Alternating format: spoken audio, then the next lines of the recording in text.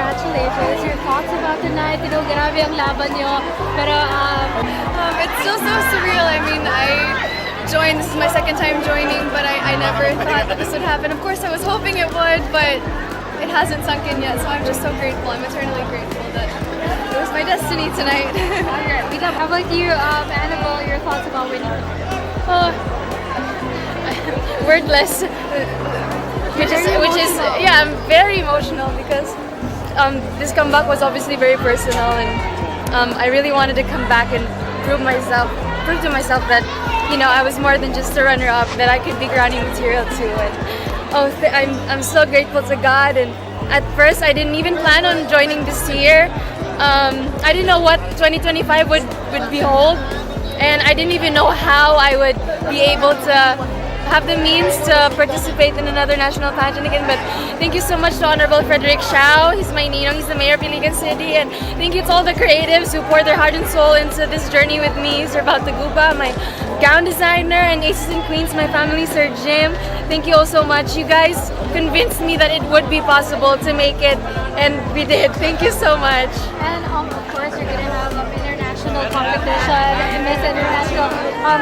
Magandang araw po sa inyo at welcome back dito sa ating panibagong video. Ang inyo pong napanood ay ang clip ng interview dito kay Katrina Johnson at kay Annabelle McDonald, na kung saan ay kinurunahan sila dito sa katatapos lang na Binibining Pilipinas 2025 para sa Miss International at sa Miss Globe. So marami po ang mga nag-i-speculate dito sa ating pambato na si Katrina Johnson para sa 2026 na Miss International, dahil tamang candidate daw ang kinurunahan ng ating bansa para next year na ipapadala doon sa bansang Japan.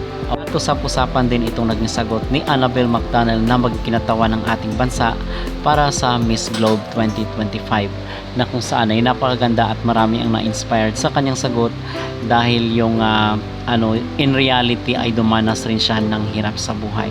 So aside from this, mga kapolitika, ay naging marami rin po ang nagko-comment at nagbibigay ng kanilang opinion dito sa sa Q&A ni Miss Tarlac, na kung saan ay tinanong siya ng kasalukuyang Miss International 2024. Yung tanong dito kay Miss Tarlac ay patungkol nga dito sa mga pageant fans, na kung saan ay napaka-toxic sa mundo ng internet or dito sa social media, kasi lahat naman ay meron ng access dito sa internet. So apparently is hindi po intindihan yung tanong, dahil siguro sa accent nung Vietnamese beauty queen na nanalo sa Miss International 2024. So sayang mga kapolitika, dahil malaki pa naman yung potential ni Miss Tarlac at napaganda rin po yung kailang representative this year.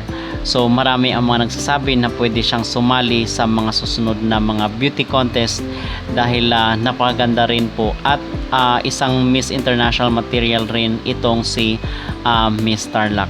Samantala, pag-uusapan rin po natin itong announcement ng Miss Cosmo organization dito sa kailang Facebook page, dahil mainit po at marami ang mga nagko-comment dito sa social media kung bakit hindi daw napasama ang Pilipinas dito sa pagbisita ng mga official candidate para sa Miss Cosmo 2025 ngayong October.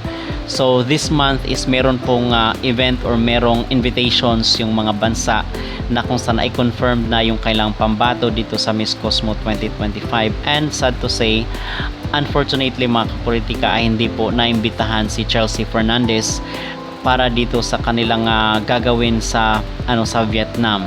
So napakaraming bansa, and I believe nasa 12 or nasa 12 na bansa po yung inimbitahan dito sa Vietnam para sa launching ng Miss Cosmo 2025, pero hindi po napasali si Chelsea Fernandez.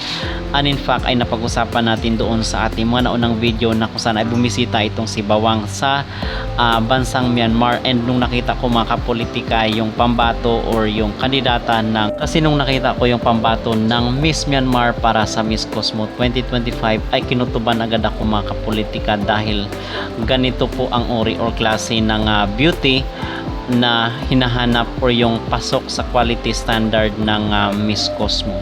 So Apparently ay sana mali yung aking kutob or aking hinala mga kapolitika na ngayon ay meron ng mga under the table deal or meron na silang mga napupusuan na mga kandidata, and sana ay hindi maging another sayang itong si Chelsea Fernandez dito sa Miss Cosmo 2025 dahil hindi pa nga tayo nakamove on at hindi pa tayo nakalimot doon sa ginawa nila kay Ate sa last year nung Miss Cosmo 2024. Okay?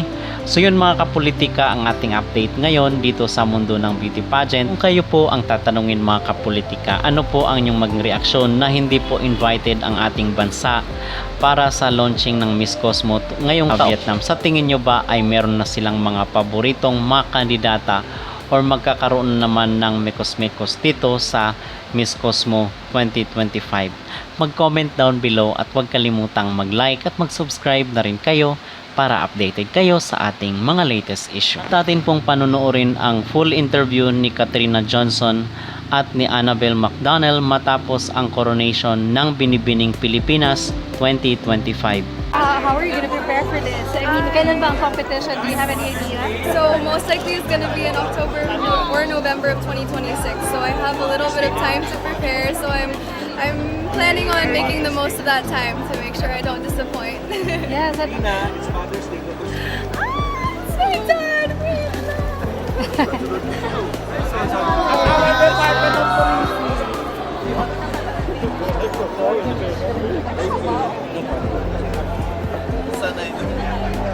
Tayo lang mukha rito. Ang luwag ko ng kapatya. Luwag bangga. Paano mo na yung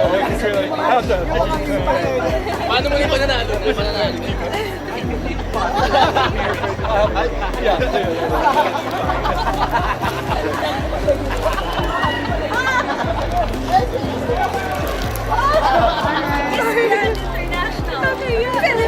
also, yung dad mo, no? So, nag-fly pa ba yung dad mo? Yeah, he flew 16 hours to be here. So the last time I saw him was, I was luckily able to see him just before Binibini started, and that's when I mentioned to him, like, hey Dad, I think I want to try one more time. The last time I saw him before that was Binibini Coronation Night 2023, so Binibini is really special for both of us. So he just whispered in my ear just now, this is one heck of a Father's Day gift. So I'm really so grateful. I'm so grateful that he's so supportive. He really knows that this has been a dream of my mom's when she was young and she wasn't able to pursue that. So to be able to carry out that dream and to be part of the Binibini legacy is just so special. So I'm just trying to thank you. I'm very happy for you, but just going back, you know, sorry, I know you're very emotional, but just going back to the international competition, how are you going to prepare for this? Meron bang mga trainings on coming months? Or? Well, to be honest with you, in both of my Binibini journeys, I've been very hands-on. So even like this gown, I did have a sketch in mind, and I'm very, very thankful because Sir Louis Pangilinan really brought this to life. I had a dream concept, and I was like, would you be willing to put your own take on this? But this is what I had in mind, even with my national costume. He was really, really willing to take on the visions that I had. So I do still intend to keep that sort of authentic part of myself. I really believe in wearing and showing people things that reflect roots or like something that is really impactful, because I obviously won't be able to talk to every single person, but I want every time someone sees me or like the memory that they have of me to be a reflection of myself. So And I intend to do that, yeah. And I also wanted to know, the competition was really tight. I mean, 36 ladies and then down to 14. So beautiful, yeah. What was going on in your head nung nalaman mo ikaw na yung nanalo Miss International? Oh my, I still don't know what's going on in my head. I'm so grateful. I honestly never thought that this could happen to someone like me.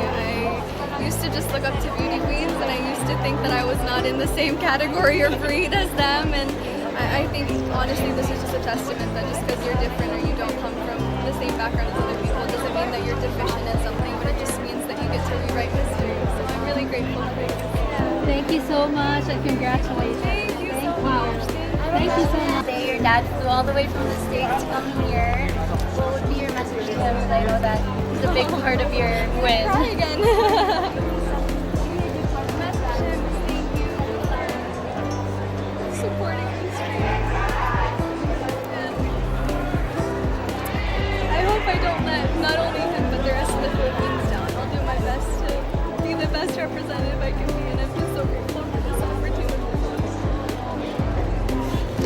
I cry. Ikaw ah. Well, for the Straits Times, you've been so emotional since being named Miss Globe. What was running through your head when your name was called kanina? And how do you think yung training mo sa Aces and Queens helped prepare you for this moment? Yes, I didn't really expect it because the competition was so tough, and everybody gave stellar performances and stellar answers. So I just prayed like, Lord, whatever happens, you know what's best, and I'll lean on your understanding, not on mine. And God answered my prayer because I came back with the drive to finally end a pageant night with a crown on my head, and I did just that. And thank you so much to Aces and Queens. You guys convinced me. It was your idea, guys. I had no plans to join a pageant this year. I was thinking next year, but Aces and Queens, Sir Jim, really pushed me to think that the best time to pursue your dreams is now, and let's pursue your beanie dream and see where it leads. And thank you, God. You know, God paved the way for these people to come into my life and help me, and I hope I made them proud tonight. Iiyak na yan, iiyak na yan. Tapos na. One more question for me. What I like about you as a candidate is you really use your life story, your rags to riches story, and you're using the beauty pageant platform, diba, to inspire other people. What can you say to critics who still say that there's no place now for beauty pageants in an increasingly progressive world?